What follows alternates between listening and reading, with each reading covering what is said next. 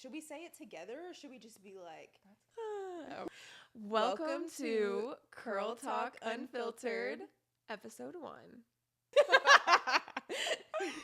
I think we should probably start by just telling them a little bit about like who we are. Okay. Do you want to go first or? You can go first. Okay, cool. My name's Cass. I'm a hairstylist of the last 7 years. Feels crazy to say, but I'm a curl focus stylist, a curl specialist. I've been in several different salon models. Like my first salon was a commission salon. I was there for 5 years.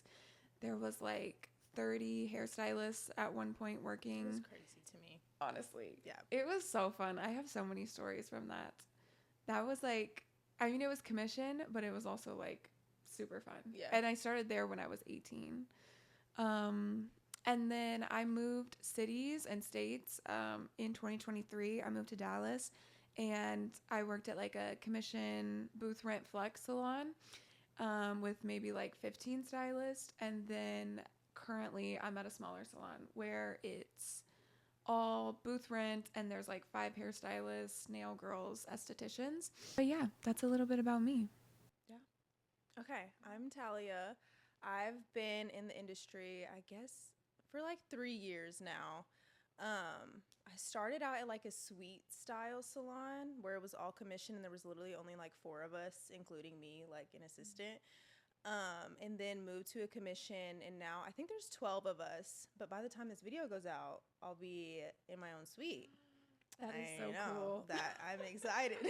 Now I can actually talk about it. Literally. But yeah, also a curl focus stylist, curly specialist, texture. There's so many different names now. Yeah. And I've known that I've wanted to do that literally since I went to hair school. But yeah, that's really it. That's amazing. I have had 100 different specialties in the last 7 years. You're you got to try everything to make sure you like it. Literally. But I feel that's fair, though. You can't Yeah. just jump into it and be yes, this is my specialty, you know? Yes. Honestly, I don't call myself, typically I don't say I'm a curly specialist. It makes me so uncomfortable to say it. I just say I'm a curly hairstylist. Yeah. And I don't know why. I feel saying you're a specialist in something means that you, one, I feel have been doing it for a really long time, and two, have made every single mistake you could, and you know how to fix it every single time. And even though I've been doing curly hair for a while, there are some days where I'm I don't feel I should be have the title specialist in something because I don't feel perfect at the task. Mm-hmm. There are some people who only do maybe one type of curls and say they're a specialist, or only do wavy hair and say they're still a curly specialist. So I'm I feel you can't really say you're a specialist unless you do everything in underneath that umbrella of curly, coily, wavy hair. That is so true. I feel similar. I also feel especially in the beginning, I always called myself a curl focused hairstylist. And I like that. And I still won't call myself my name on Instagram isn't curl specialist. Yeah. I think it just says Dallas Curls.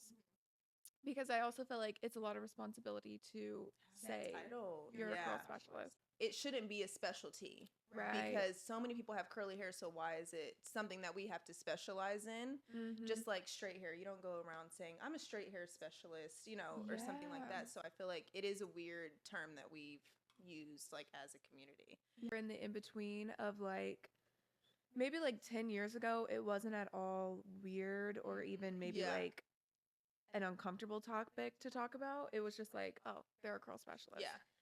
But now we're to the point where we know morally, it's crazy that people with naturally curly hair have to seek out stylists that only do theirs because they recognize that everyone else excludes them. Yeah. If someone says that they're a balayage specialist or an extension specialist or a blonding specialist, you're really not if you can't do those things on curly hair. If you can only do it on straight or straightened curly hair, you're not an extension specialist. Yeah. You're really not a blonding specialist. I feel definitely more people should be having the conversation about you're not a curly specialist if you can't do tight coily hair. No, you're not. No. If you can't do afro styled hair, you're not a curly specialist. I think too I feel the people that they do like the wavy like hair, like the wave, but it's like borderline curly. But you can tell that they don't, like you said, do any other texture. So like if you're not advertising kinky hair, I would not look at you as a curl specialist or whatever. When you don't say that you don't know how to do everything, someone who doesn't have a lot of opportunity, like someone with tighter curly hair is going to be on Instagram looking at curl stylists in their area. And if you pop up and you're doing curly hair, they're going to come to you. Yeah.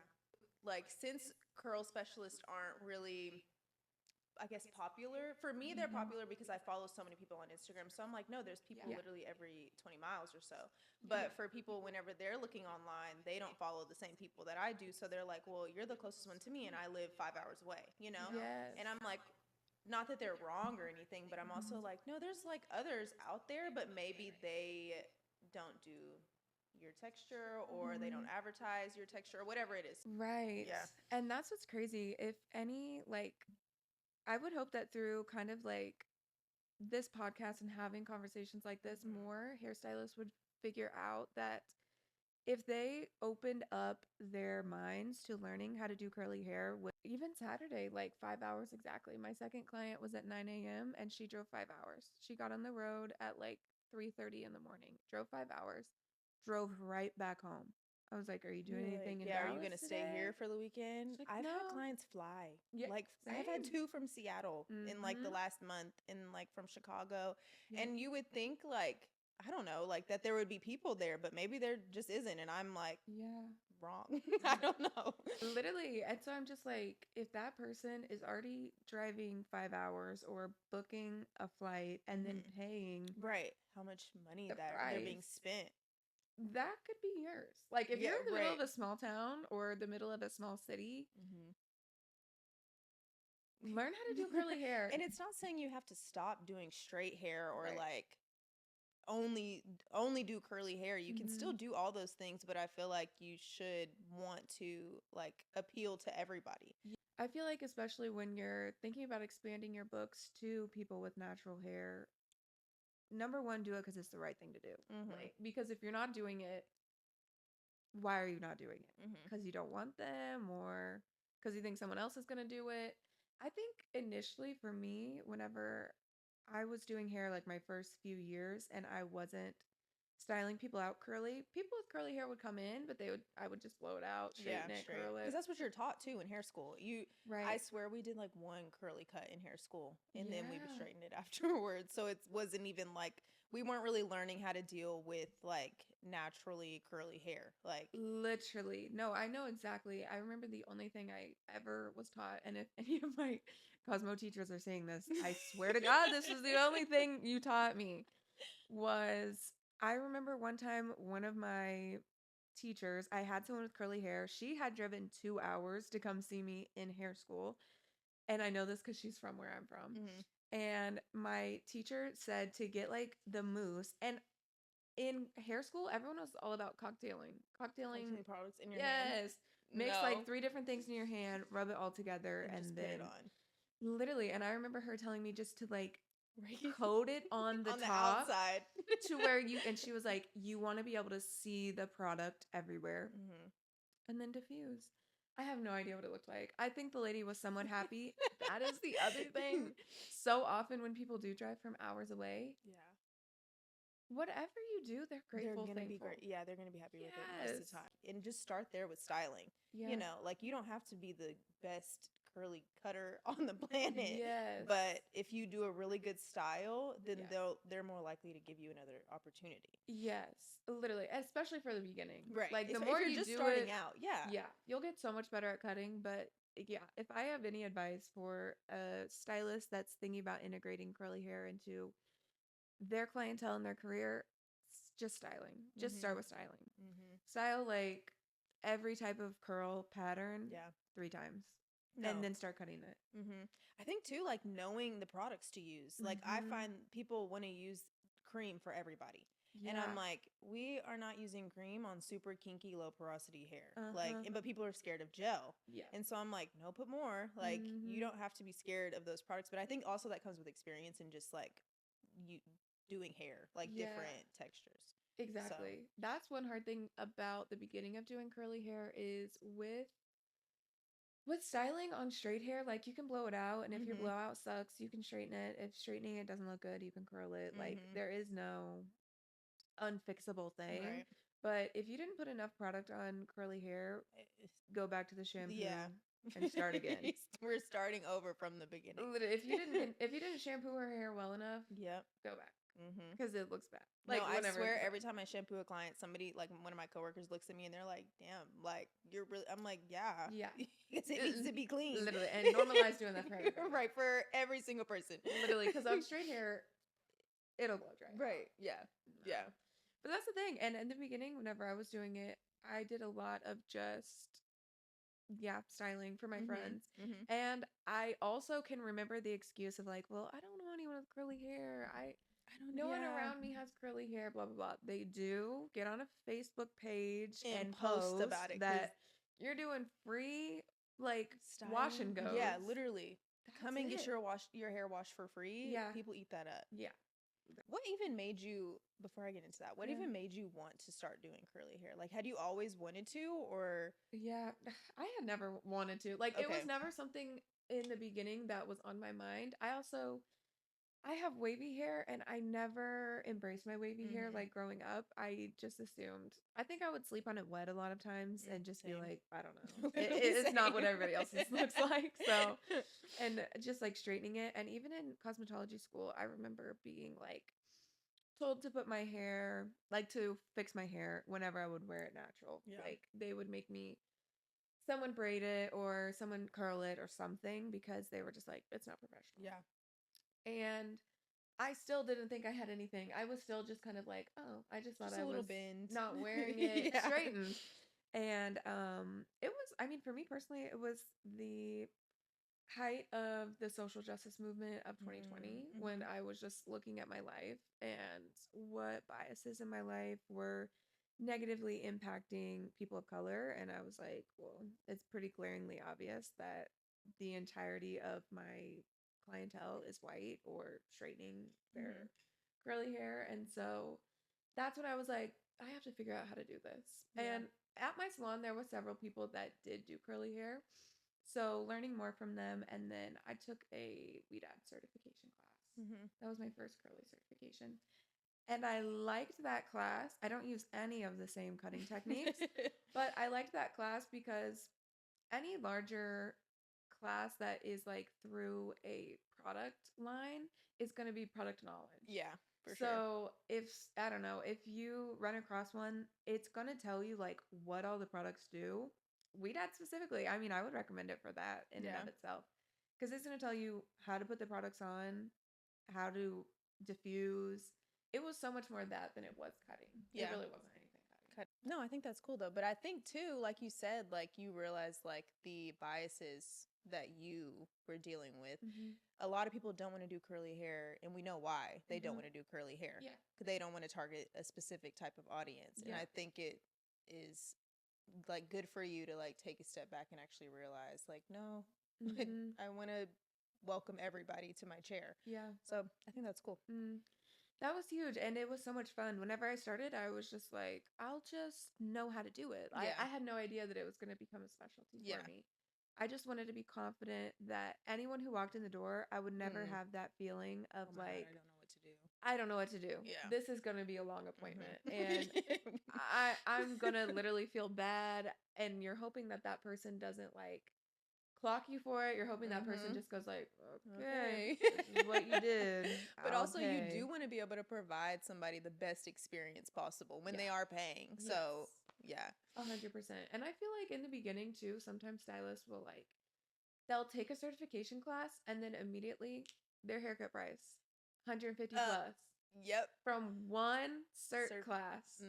You did maybe 2 models in front of somebody at a certification, if you're lucky. Most of the time it's a mannequin. Most of the time it's a mannequin. And then your straight hair haircut, $40, $50, Right. $90, 3 times the price for your curly.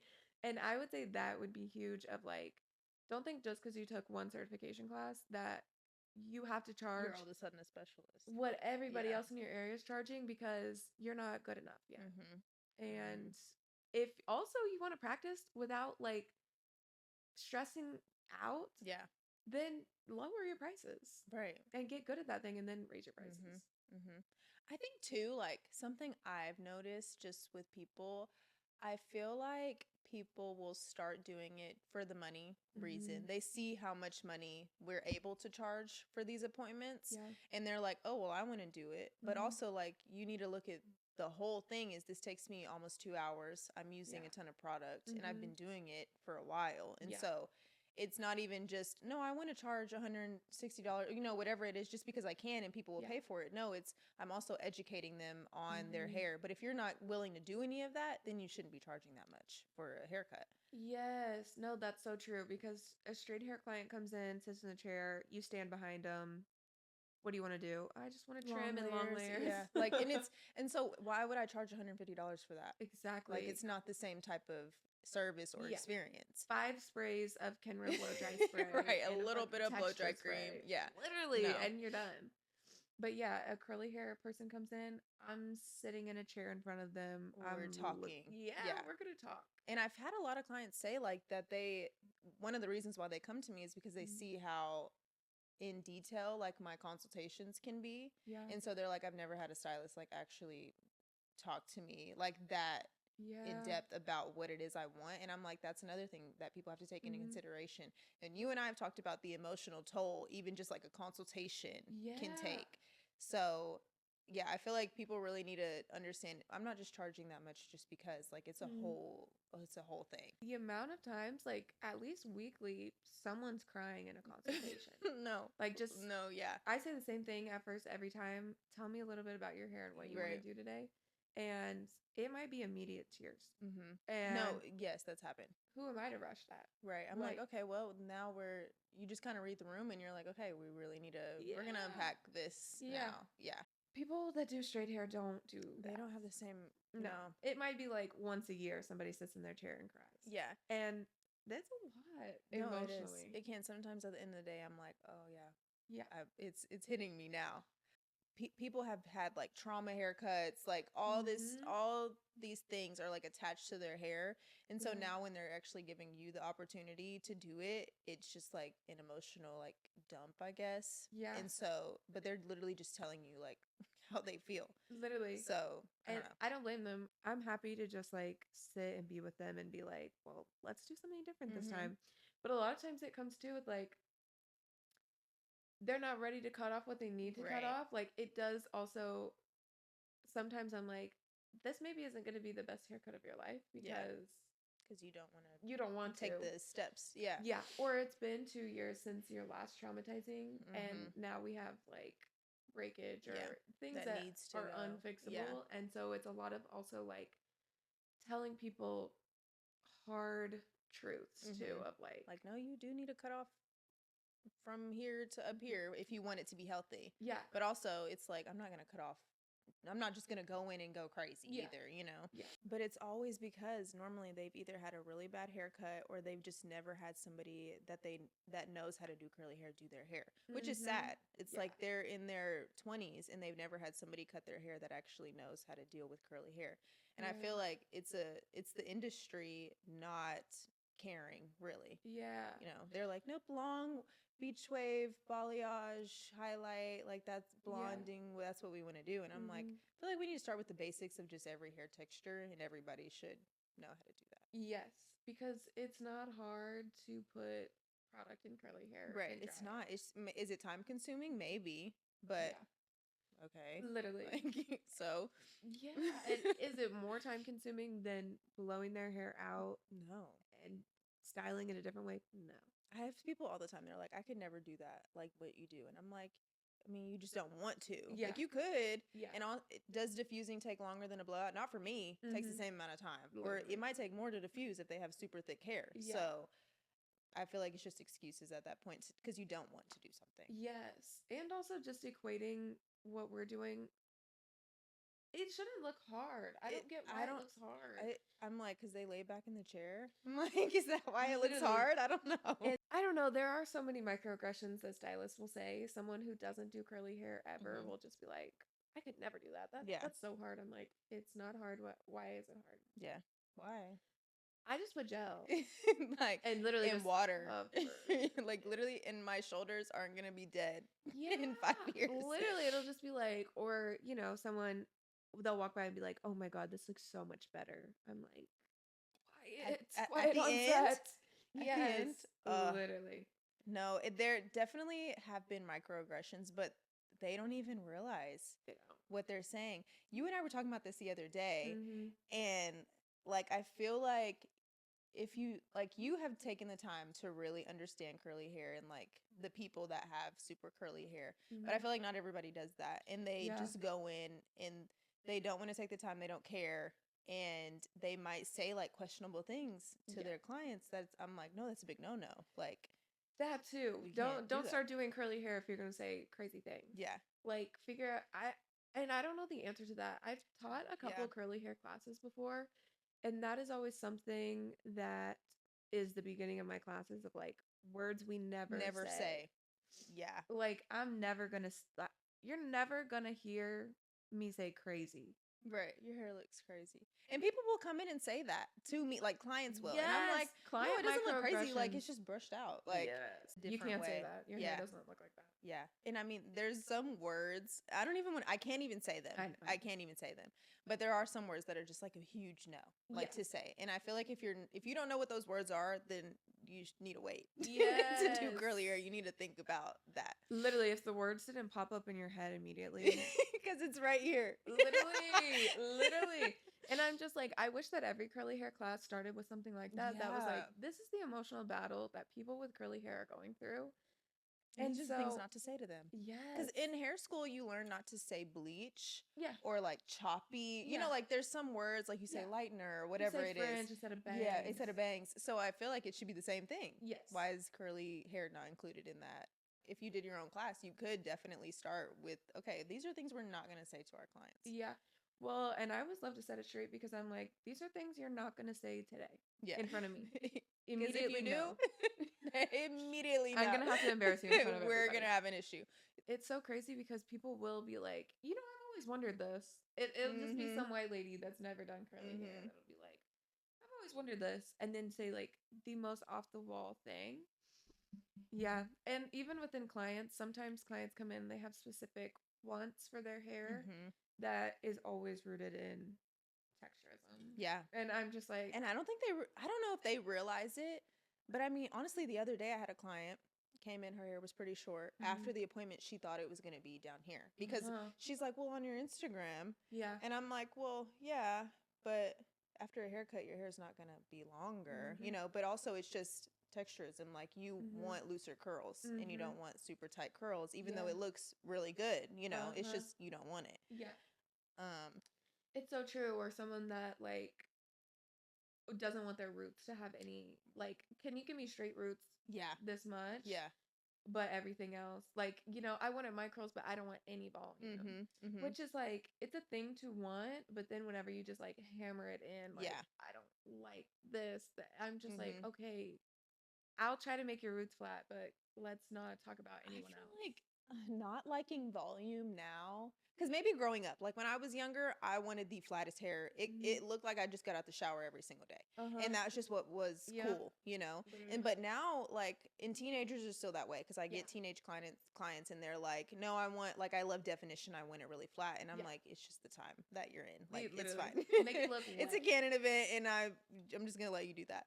But sometimes I have older clients where they're like, no, I hate volume. Like, I want it really flat. And I feel like it's still, I don't know, maybe you'll disagree, but like it's still a way of not embracing your hair fully. Yes. Oh my God, yes. Yeah. And I'm like, so your hair doesn't look like that. Yeah, like your hair wants to be big. And even when I try and do like very minimal like volume, like I'll have them sit up for the blow dry because I don't want their roots lifted. Still sometimes it's too much. And I'm like, your hair's not gonna, it doesn't go like that. It goes out. Yeah. So, and that's another thing to explain to people, and sometimes they might just not get it. Literally, and by the way, I can't get it all dry. Right. I really can't. I can get this little top like shell I dry, do need you to move, but unfortunately. the inside, and if you do that over and over again, you are gonna have some scalp issues. Yep. It's gonna be hot. It's gonna be it's gonna flaky. It's gonna be it's gonna have an odor. Can't just walk around with wet hair all the time. No, Yeah. you can't. And you should know that when people with loose wavy hair come in or loose curly hair come in, they're begging me for To make it definition curlier. at their roots. And I'm like, you don't have that. Yeah. I know I have a client and I think her hair's like transitioning right now because it was really curly when she started and now it's like straightening. And she was telling me when she hit puberty, that's when it got curly. And I'm like, it might be kind of growing out now. And it's weird because like her root is straight and the ends are curly, but she wants it curlier up here. And I'm like, there's only so much I can do for you. Like she wants the opposite of what everybody else wants. That's what I say. And sometimes those girls too, I'll be like, you don't know how many curly girls come in and they want their roots straight like yours. Yeah. And that's one thing that I do get fatigued with is clients wanting something that they don't have. Yeah, for sure. That will make my day. Because it's hard to constantly like explain, which it comes with the territory. Yeah. Like your hair's not going to do that, or we need to go with what your hair wants to do. It's hard to just reiterate that to a lot of people when it's like your hair is beautiful and we should just let it do what it wants. You know, like I don't know, like at this point, even with my hair, I'm just like, girl, like you gonna be frizzy today? Well, then it is what it is. Like I don't know. Literally. But I think too that comes with doing work with like yourself, and I've accepted it for what it is, and so I guess we can't really be like mad or confused as to why other people don't feel the same way. Right. Yeah, I have a lot of grace for that. As long as they have a lot of grace for me not being able to make their hair different. I'll do everything I can, but but I can only do so much. Well, okay, I guess we can get into our hot take. It's been all over my TikTok. If you're not on hairstylist TikTok, there was drama. Should we call it drama? I think it was drama this week between a stylist and a client, and she toned her hair too ashy. Yeah.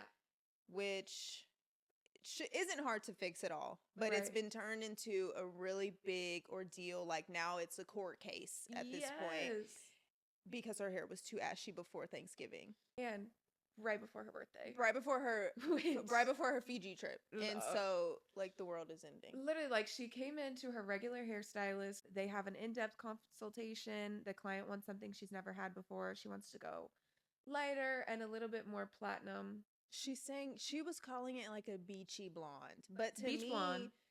I'm just that's a weird word to describe blonde.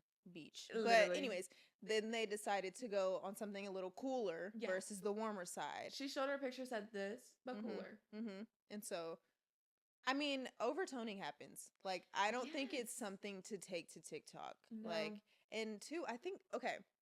So they settled on, what were you saying? They settled on beach blonde, whatever. She does it, and then it was just, to me, it was cute. I don't know. Okay, but she posted a picture after, and the picture looked like the inspo to me. And then whenever the girl posted TikToks, it was purple. It was ash. She definitely used some shimmer lights. Somebody said she used blue shampoo or something, and she used like 2 bottles of Dawn soap. I don't know if that's true, but somebody was saying that to rinse the toner out. I refuse to watch. I think I saw someone shared that she made like 8 videos about it. She like did, the client. and they were like 10 minutes long. Yes, and the first video, like the caption was, "Please, please, please share and tag the hairstylist." Yep. And I'm just like, why would you want to ruin somebody's career, their livelihood over an overtoned blonde? That is literally, it's gonna be brassy in a month. Yeah, like it's gonna be the perfect color in a month. It's just crazy because I've never met a hairstylist that isn't like deeply affected by an unhappy client. No, I think about it for weeks. Yeah, I've never met a hairstylist that isn't like sick to their stomach. Like if anytime you get that, hey girl, I'm like, oh God. If somebody texts you and they don't like their hair, like I genuinely, to me, it feels like I've ran over their dog. And I'm not even being like funny. I'm literally like, oh my God. Like it messes me up for like 3 days at least. I agree. For something small. And for something big, like it could like physically make me like nauseous. Yeah. No, I will literally think about it as I'm trying to fall asleep. I've had dreams about it the next day. Even if it's not a big deal, I still wake up the next day and I'm like, oh my God, she hates me and she's never coming back. Like she hates her hair. I'm terrible. Like immediately like worst case in my brain. Yeah, and we're talking like her face framing's uneven. Right. We're talking One like side might just be a little longer. Like yeah. it's nothing bad. Like insane. Yes. It's not like I melted her hair Yeah. off. It's like because that would literally kill No, that me. would send me into a spiral. And the amount of times that if it is a color scenario, Mhm. I feel really more anxious if someone's color isn't what they want it to be. A lot more anxious. Because and at that point, like the amount of times I've been like, I'm considering quitting my job. No, because then it's like, Yeah. where did I get lost? Like, where did we not find the same page? Yes. And so I'm like, obviously we weren't there for their consultation. Mhm. And so it's like, is there a piece that we may be missing, or is this girl actually just Literally insane? She's But based crazy. off how many videos that she posted, I feel like she's crazy. Yes. Like, and then the other stylist who fixed it, because she went to another stylist who fixed it after she went back to the first one to get it toned again, and she turned it brown because toners sometimes just don't do exactly what you thought they would do. She did mostly clear. Yeah, and a little bit of 8. Yeah. So she put mostly clear on it, and it turned brown. No, that girl's But then crazy. she goes to another stylist, and I'm like, imagine being that other stylist, and now you see this woman bashing another stylist on social media, even after she got a refund. And so it's like, you already got a refund, and she tried to fix it, and why are we still talking about it? Literally, and I think that goes with like, people know that when a client posts that they've had a bad experience with a hairstylist, 99% of the time, this is the one time I've ever seen it go the opposite way. 99% of the time, the hairstylist is evil and has only ever had bad intentions. And the client is like, I don't know, like blameless and like you did no wrong in this situation. yes. And so I think even the stylist, like, I think it's just another example of how clout, like, obviously the client posted it because she knew it would go viral because she love has that a ton content. of followers. Yeah. Like 400,000 followers. And so I'm like, now you're ruining her this stylist reputation in this really small town. Apparently it's a small town.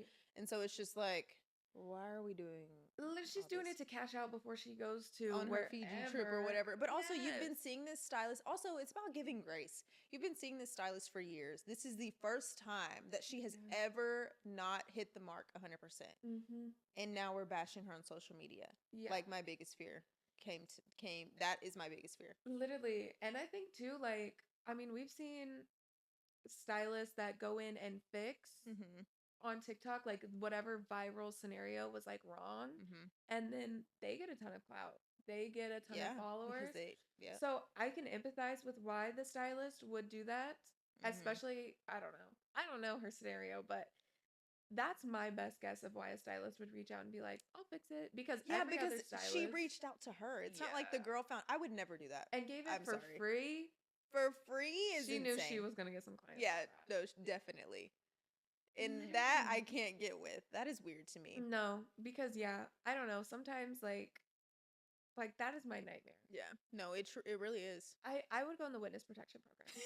Like if I was Goldie, I could. You would never see me again. No, you guys would never. I would literally be like an electrician somewhere. But like, I think people hide. They forget that we're actually people. And like, this is my job. Yes. This is how I pay my bills. This is how I feed myself. Yeah. Like me overtoning your hair and then you ruining my career. It's not, it's just not equal.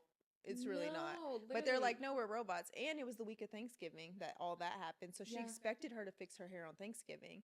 And so it's another thing where it's like, okay, so you actually don't respect me like as a person at all. Yeah. I don't know if people understand how overwhelming it is to be available to, I don't know, like I work like 30 to 40 hours a week in the salon. And I still wouldn't even say, like, I'm not booked out for months at a time. There are still like 600 clients in my database that can reach out to me on my personal phone number. Or they have my Instagram or they have my TikTok. And if they've texted me or DM'd me and I've not answered them, they're commenting on my recent post going, hey, girly, I messaged you. They are. It's unreal. It's a lot. And I'm happy. And half the time it's like, should I get bangs next time? Like a lot of the time it's literally nothing serious normally. It's nothing serious, but at the same time, it is overwhelming when you're just like trying to have a day off or you're just trying to like because you feel guilty. host your family for Thanksgiving. Yeah. feel super guilty because you're like, no, like I should be on go all the time. Like for my clients. Like if you message me, I'm here for you 24/7, but it shouldn't have to be that way. Like I shouldn't have to constantly be worried about if somebody's going to DM me, if I'm busy. Like I could be out at dinner with friends. I get a client messaging me, "Oh, I am on it." I'm like, "Okay, we need to set some boundaries here." Yeah. Goldie mentioned that the client reached out to her Oh my like gosh, she was blowing her phone up. a million times. Called her, left a voicemail. Yes, and just very dramatic too. Like, It well, was I don't know if you're dramatic. sick or in the hospital or something, And but then she I hope sent her a picture of everything's her crying fine. in the car. Yes. Girl. Girl, that is emotional manipulation. No, That's it really answer is. me now. Come do my hair now. That's like, that's inappropriate. No, it really is. That's crazy. That's getting you blocked. Honestly, I feel like I would have just issued her a refund immediately and then left it at that. She did.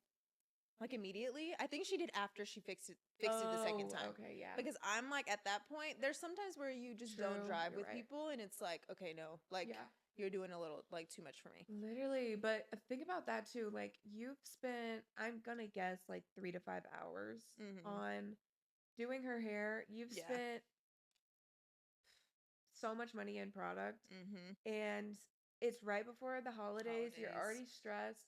And then just to send like all the money back. Yeah. It doesn't seem fair. Oh, it's crazy. I'm always so hesitant to give a full refund. I'm like, I gotta really stand up for me. I think I've only given one time. Yeah. Yeah. And it was because she was young. Like she was, I think she was like either just graduated high school, so her mom was also involved in it. And it was just something I wanted to wipe my hands clean of. And I was just like, here you go. Yeah, and that's the thing too. Like clients will find out that because that's the only time that refunds that I feel like ever really come up is when you're scared. Yeah, like because most of the time you stand behind your work and I know if I did if I did a terrible job, I'm not charging you. You're not walking out, right? Like at all, right? And I don't know. I knew she was scared, and I empathized with her with that for sure because like that freeze.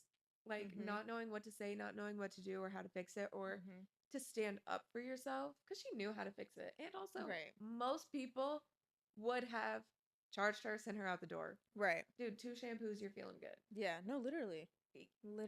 Normalize toners fade every single wash, not like, in 6 weeks. Right. And now it's like your cuticles freaking exposed, super ashy. And people, I think they're just like, no, throw the color on top and then it'll be the color. I'm like, no, it's a whole nother thing. And that's the thing too. You can have hundreds of clients that fly to come see you, drive 5 hours on a Saturday morning.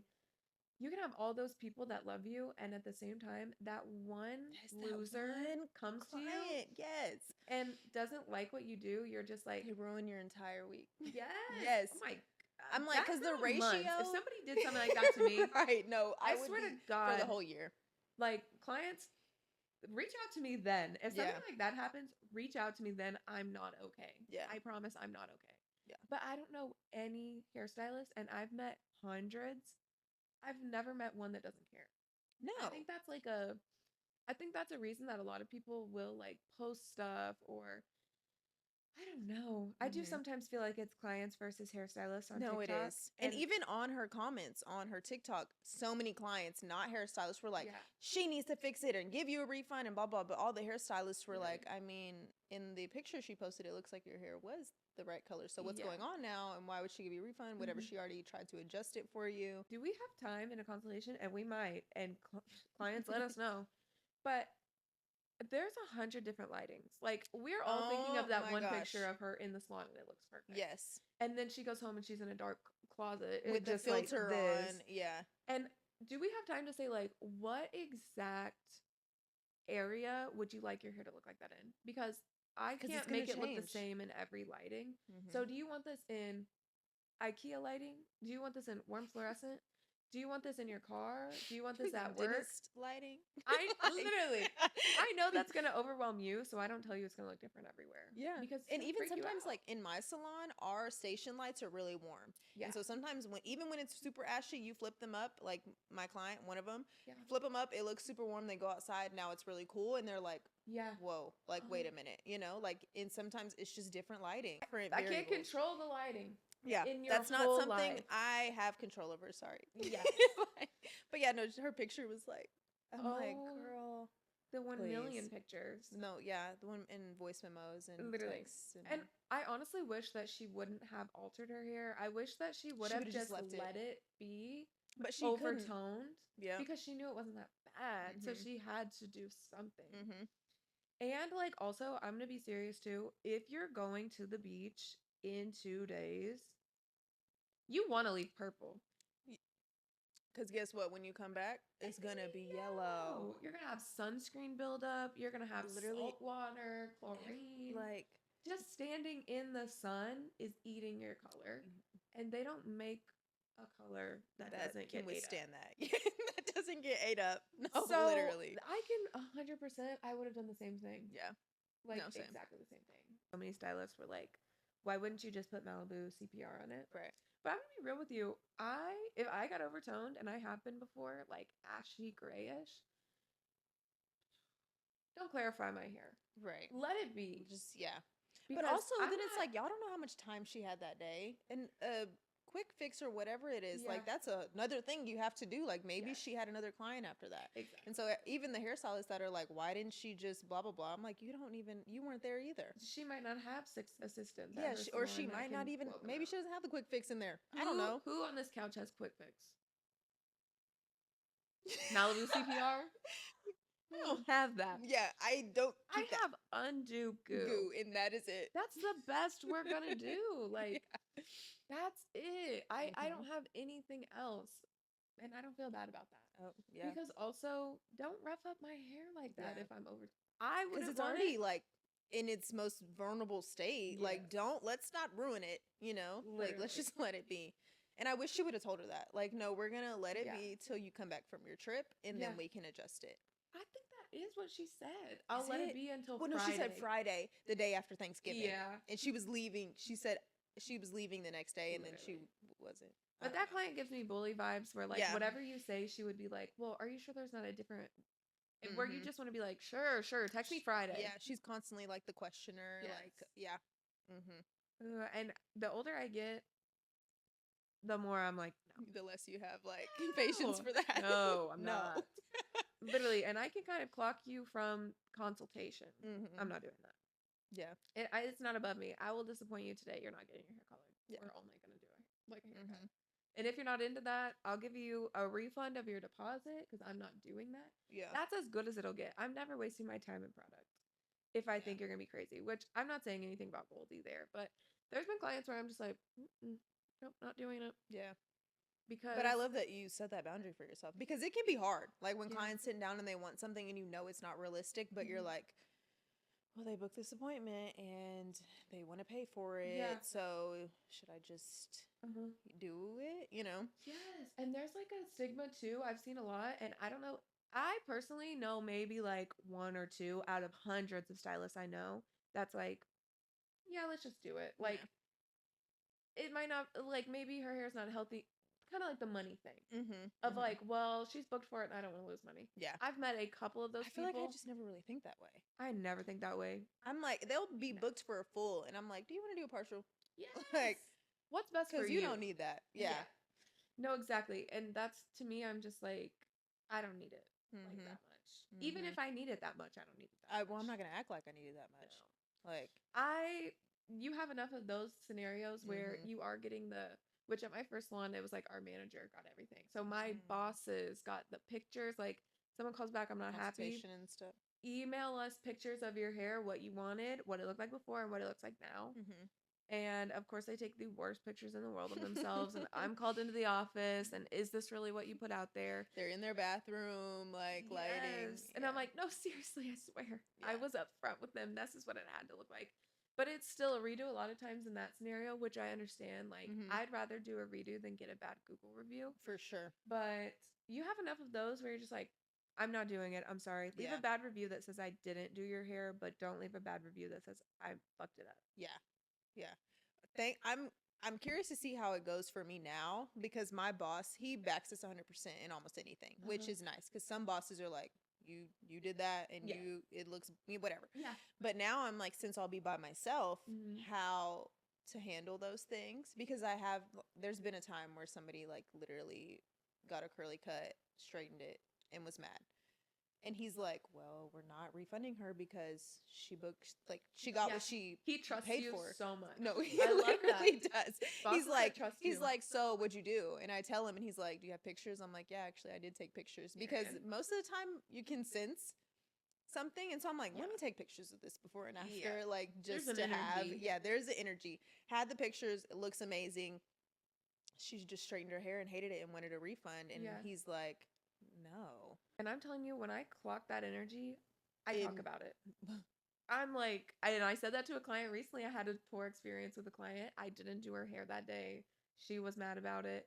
And when she's like kind of rebuttaling, which I totally understand, like being frustrated, but I was just like, I don't like the energy you're bringing to this. Yeah. In that moment, I didn't know how to express like what she was saying was making me so uncomfortable.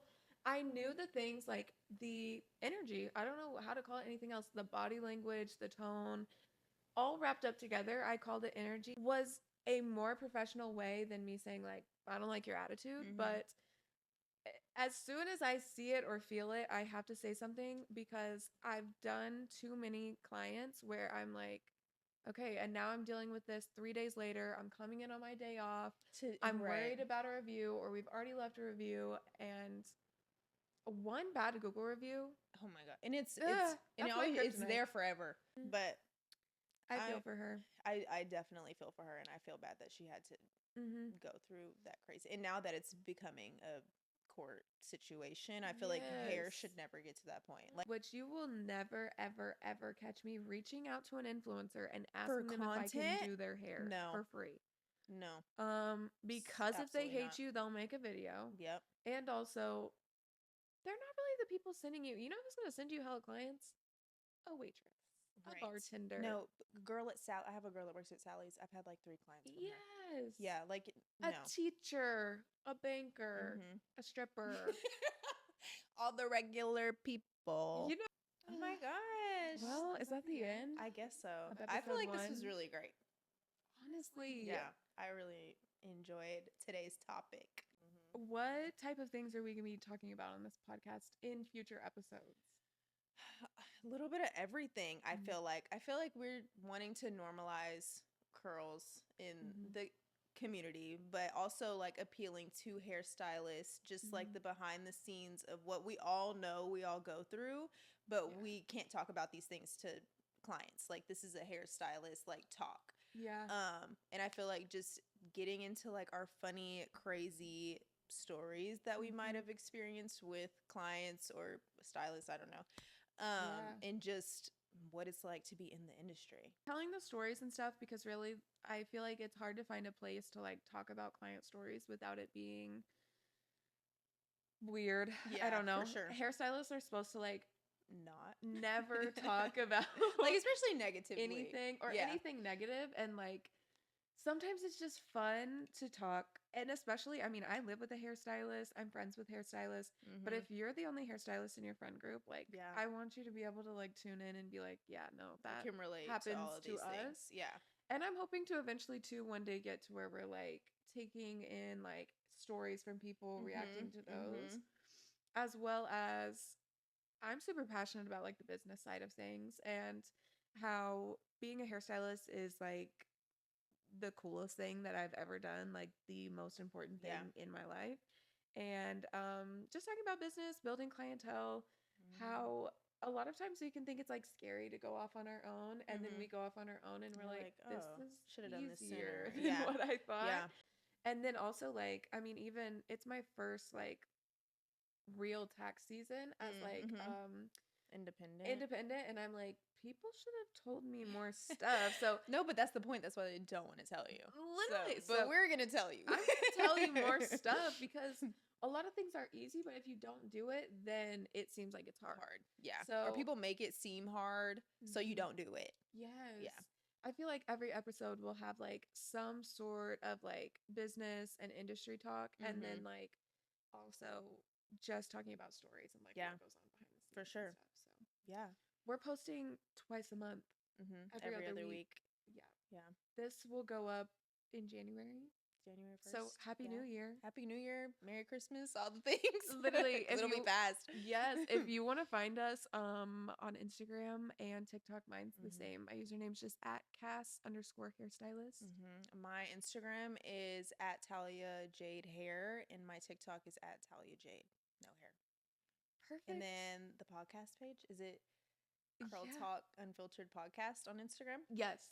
Cutie. Yep. Yes. And also, if you are just kind of on the podcast app, we are also doing where we're uploading the video on YouTube. On YouTube too, so you can watch and listen at the same time. Yes. All right. Well, that's it. It was great talking to you guys. We'll see you in a couple next weeks. one. Bye. Bye.